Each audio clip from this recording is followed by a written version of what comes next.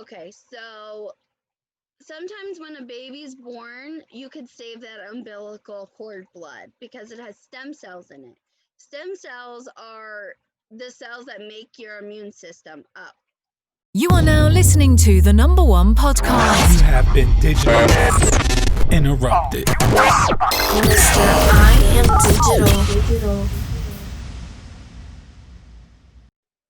That is where your DNA is formed. That is where your mutations start.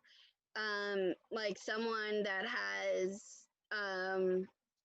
like a like autism or Down syndrome. Right. It all starts within the stem cells because that makes up your body. Right. So after being told I had 10% chance to live, they said you need to have a stem cell transplant. I said, okay. So there are Be the Match and DKMS, I believe it is, are places that you can find people that match your blood. Okay. But it's not like your blood type. There's 10 different HLA factors, or I think now it might be 12.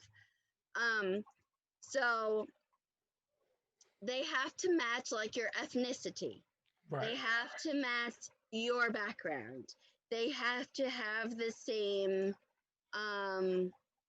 it is not even about blood type, but like the same way your DNA is, a donor has to have the same exact DNA that you do so that you won't have like your body won't fight it off, Right. which is graft versus host disease. Right. Is your body fighting off the stem cells. So there's a lot of testing that goes into it to make sure that you match. Right. And then it doesn't even have to be the same blood type because some people, you could be A positive and switch to B negative depending on what the donor cells are. Gotcha. So when you start the process, they give you chemotherapy, the strongest chemotherapy in the world, Right. to kill off everything. All of the immunizations you got are out of your body. Yep. You have no allergies. Like everything is killed off. Basically, you're on the brink of death, and then they give you a new immune system. That's crazy. Like, wait, hold on. That's some whole science that. Let me think about that. You gotta give me a minute to process that. Yeah. The brink of death Yes. and a whole new immune system. You have no allergies, no immunization. Right? Basically, it's basically like saying you're getting a And whole. they're born. Yeah, it's like you're getting a whole new social security number for your DNA. That's basically. Yes. Okay. 100%. Yep, that's what it is. That's crazy. So, um, wow. I'm Yeah. like, because people are gonna probably hear that and be like, "What? That's it?" Right. If I want to So reset my body, please don't go out here. Please, people don't go out here medically trying to reset your bodies. Please don't. I know.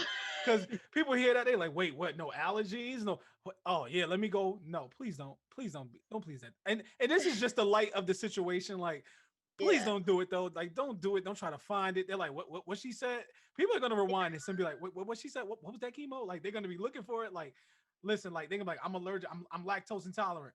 Let me go get this, and I'm gonna Yeah, reset my DNA. No. but you can be a stem cell donor, which is one of the coolest things ever because How? literally Let's talk about that. How can people get into that? you can go to bethematch.com, type in Be the Match. They will send you a kit for free. You swab one cheek with one little Q-tip thing. You swab another cheek. You put it back and you send it. They will extract your DNA. And if you match someone that has cancer, sickle cell disease, now they're doing stem cell therapy for other things. Okay. You literally could save someone's life. And like, For how is real. what's the procedure though for that stem cell transplant? Like, is that like a blood? I'm trying to make sure I got Yeah. this right. That's like a blood So, test, right? have you ever seen like a dialysis machine? And that's the machine that's just kind of constantly rotating in a circle, like with the. Yeah. So it Okay. separates your blood. Right. So there's two different procedures, which Be the Match pays you for it, contacts your job. You won't get fired. You do get compensated for doing it, which is nice. Okay. So you can either have surgery where they put you under, they go into your thigh, your hip bone, and they extract the stem cells from your bone, Okay. and then you recuperate. Or you can get like a white cell booster, which is called like a Neupogen shot. Mhm. It's a little painful. It's just like a bone ache, kind of. And then you sit in a chair and you get a needle in your arm and they take out your blood. They put it into this machine and it separates your stem cells from your regular blood. Right. Then your blood goes in and they keep the stem cells. Gotcha. So it's like you're going through a dialysis And I was gonna machine. say it sounds like donating blood almost, but Yes, and it's that's just exactly what it is. It doesn't hurt. right. And I was gonna say how long you think? Because I know with donating blood, I think like 30 minutes. I think they said. Yeah, I like think 30. I think it's like 3 hours. Okay, because I know donating blood is like 30 minutes, like 30 to 60 Yeah, I minutes. think it's a few hours. Unfortunately, I couldn't donate blood because I'm iron deficient. So Right. so it So sucks. yeah, you do have to have like a physical Right, beforehand, just right, so that they know. Like you can't have any like crazy allergies to like peanuts or bees. right. They need to make sure the person donating is super It's healthy, healthy, right? And that's to crazy. give healthy Yeah, blood. But the whole process is really amazing. I mean, science has come a super long way. It's right. amazing what they can do now. Exactly. So, my donor, um, there's a lot of aspects that go into it, and I'm not 100% sure. So, I had a male son. Okay. When the female body, when you're pregnant, you have male DNA now in your body because you carried a boy. Right. So I needed to have a male stem cell donor because I had a male son, That's which crazy. a lot of people don't understand that. So when your body makes a baby, Right. the father's DNA and the mother's DNA come together to go into a child. Right. But the host, the mother, keeps that DNA in her body conforms to the father's DNA Mm, as well as hers and the baby's, that's which I crazy. learned Right. in going through that process. That's crazy. So, uh, Right. once So again, when it's all it's crazy. science, but Yeah. like how cool. Yeah, that's crazy. I'm going to assume that's why a lot of women who have boys, they just become a lot more hard. Like Right, they're because hard like now they that. have testosterone in their Right. blood. And they're just a lot more crankier. They're just easier to piss off. They're just on go Oh, at you're all pushing times. it now. Nah, they're on go at all times. Now we know why, guys. All right, you heard that? Yeah, If you have a son, that means you a thug now. All right, right. let's just make it very clear. Nah, I'll play it, but it's crazy though that it even like I didn't know that. I new. didn't know that either. That's crazy. But it's kind of like a thing to say though that women the female anatomy is just something Right, crazy because I'm not just men. Shut up. I know they like man. Don't listen. Shut up. I'm gonna be real right here. right, Women do a lot that we don't really appreciate. They go through a lot that we don't understand that we never appreciate. We don't take time to learn because as males, it's like well, they're female. We're male. right, Why do I need to learn about female anatomy? Besides I know that I can procreate with this woman. right, I can have relations with this woman. But right, what goes on with her? That's her thing. right. And it So sucks. when you come together and make that baby, the female takes in your DNA, and so her eggs are her DNA, Right. your sperm is your DNA, but the woman holds that to then create another set of Right. DNA. Right. And that's crazy though that they keep But it. it stays in her body. So the woman's genetic makeup takes on the father's DNA to create a life. And she holds on to that DNA in her body. Yes. So So every child that you have, You create a your different DNA. body has like a test tube of that baby's DNA, That's crazy. You know what? isn't it? I'm a shut up because I don't want to say nothing crazy, but for It's women that crazy. have multiple babies and multiple daddies, you have a lot of DNA over there, and just hope that she doesn't have all boys, because if she has all boys, she's going to be a super thug. So Right? that's what I mean. So a woman who has multiple boys, God bless her. So yeah, so because I had a son, my body had more of the male Male, DNA. right. So that's why I had to have a male donor. And do they now, when you guys get donors, do they disclose their information? Is that like No, is that on the donors? Like, because I know like with adoption, you can have an open right. adoption or closed. And I know with donations like sperm donation, you can have an open donation or a closed where they seal the information off, or Right. sometimes they now at that, do they have a choice with stem cell? Do they have that choice to close or open? So if you're in the United States and you get someone who's in the United States, it's 1 year. You have to wait a year. And Okay. they could either tell you who they are or not. Oh, okay.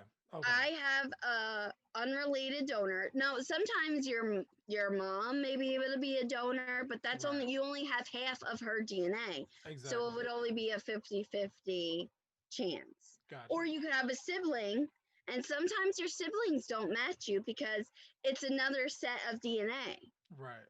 Not all the time your siblings match you, even Even with with the same twins, parents. I was gonna say even with the same parents, it's not even gonna with the right. same parents. That's crazy. Yeah, Right. that's crazy. So, but they couldn't use my family because of the gene mutation. Exactly. So I was lucky enough. I'm Italian and Irish.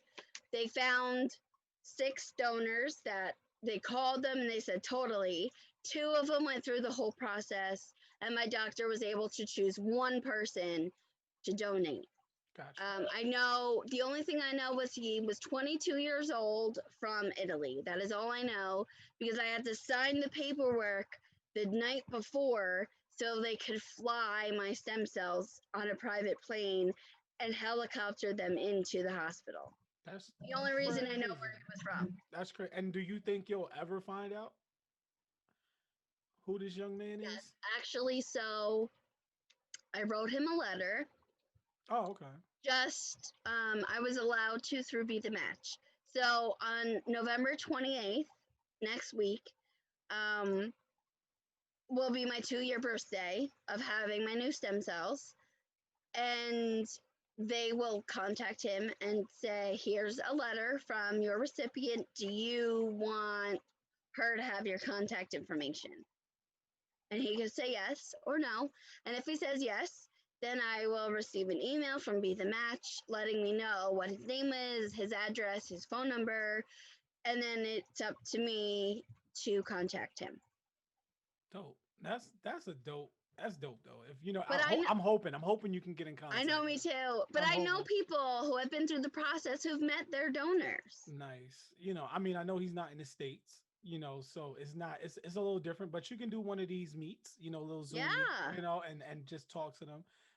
Hopefully, if you guys do, obviously we're not gonna ask for you guys first meeting, but if you guys would agree at that point, if you guys do Oh, meet, totally. Oh we my God. I'm going to I would love videotape it. I would love to just have you guys on as both as guests. Like we could probably have you both Yeah, at the that would same be time. so cool. So just to kind of do, we like to, over here at Digitally Interrupted, we obviously like to interrupt people's days because we like to give them Right. positive information. That's what we do over here, Right. So all positivity, all positivity. I would first like to say,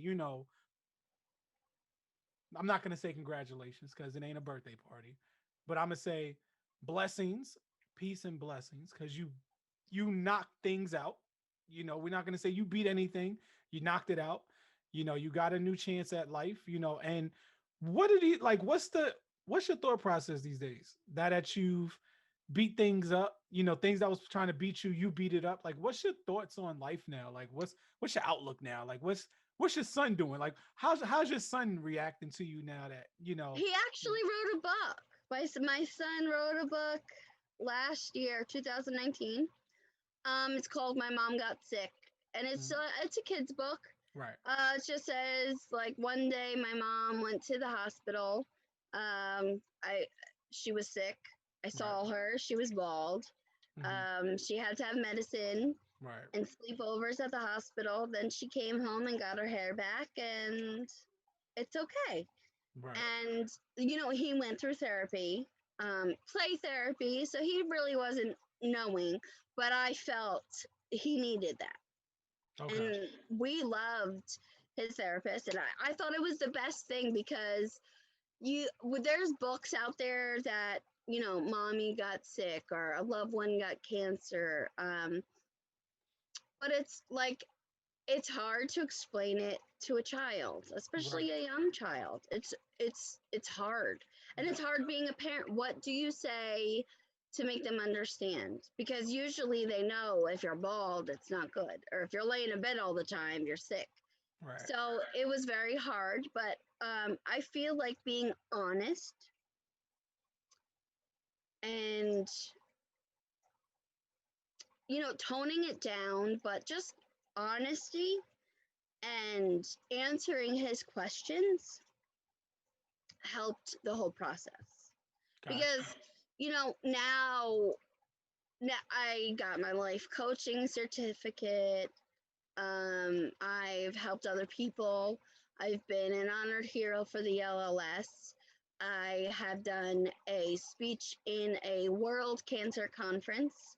I have, I've talked to so many people. I've helped a lot of other people. And I think my process now is just kind of getting the things that I feel that happen when you're in cancer. Right. I see so many issues with that, Okay. with pre-existing medical conditions or insurance coverage or just things that I see or I feel need a change. That's what my direction is at now. Okay. Why is Narcan free, but chemotherapy isn't? We could talk about it because How? I definitely I understand that. Like I get it when Right. you say that. Like why is something, and I'm just being, and please, trust me when I say this with all sincerity Right. because I've started a documentary that was called Epidemic of Addiction. So, Right. I And I get it. know that is, and I know, like, when you're in an addiction, that is a medical condition. Right. I It's a mental, totally yeah, agree. it's a mental condition, but you are willingly, and a lot of people won't say this because they like to be sensitive, but I feel like we need to be upfront because for one, Right. I was born addicted to heroin. My mom was a addict, when I was born. So I say that it's a condition where you knowingly are putting something in your body that is going Right. to hurt you eventually. However it hurts you, it's going to hurt you. It's Right. hurting you immediately when you put it in there, but Right. it can have that effect where you might not make it at that point if you go into this overdose, part of your life where we say Narcan is free. Why? When a person who Right. cancer didn't ask for this, Or diabetes. true. Why isn't Ver- insulin free? Well, le- well, that's a very tricky one because sometimes diabetes is something that you willingly is. It can be genetic. It can be something that, but you also can willingly give yourself diabetes if you don't take care of your body. And it's kind of one of those things where we didn't ask for it. You know what I mean? Right. Like it just happens that way. It's just in our bloodlines at that same time. So I feel like though cancer is one of those sicknesses that nobody, and I mean nobody. I mean, yes, cancer you can give yourself as well because diabetes with cancer is Smoking. it's a Lung silver cancer. lining. Yeah, but cancer and diabetes is like right there with each other. Like Right. where you didn't ask for it, but you can also genetically have it, and stuff like that. So I'm not gonna say one disease is, you know, more than the other because that's being Right. inconsiderate to those who have it. But I get your question though. Right. Insulin, why is insulin not free? Why isn't chemo free? but we have this Narcan drug Right. that's bringing you from that brink of death Right. back to life. But you chose that brink of death. You know, people didn't ask to be on the brink of death with cancer or diabetes, but with drug overdoses, you obviously put something in your body enough to know that it's a 50-50 chance. And I get it. And I think that's a question that we're going to have you back here. Like, we're going to have you back on here, and we're going to talk about some of those things, because I feel like we can have a healthy conversation with Oh, that. yeah. And I'm gonna try to find somebody else that can join in that conversation as well, because I also want to get it from all perspectives. Like, I want to get somebody who's recovered from drugs. I want to Right. get somebody who's in that, you know, diabetic stage, or somebody. If we can get you and two other people that have those diseases and ask that question one more time Yeah. in that conversation, like, let's ask why. You know what I mean? And I feel like we're gonna have that conversation. I'm Cool. gonna make sure we have that conversation, because I'm up for it. I I'm want ready. I want to have that conversation. You know, at the Yeah. same time. But yeah, you know, like I said, once again, like, what's your outlook? Like, you've been doing a lot of outreaching, you've done a lot of volunteering. I'm pretty sure you know, Yeah. you've become a life coach, you know, you've done all of that. Um, what's your overall outlook now, where you were like, man, you know, because some people say they were afraid of dying before.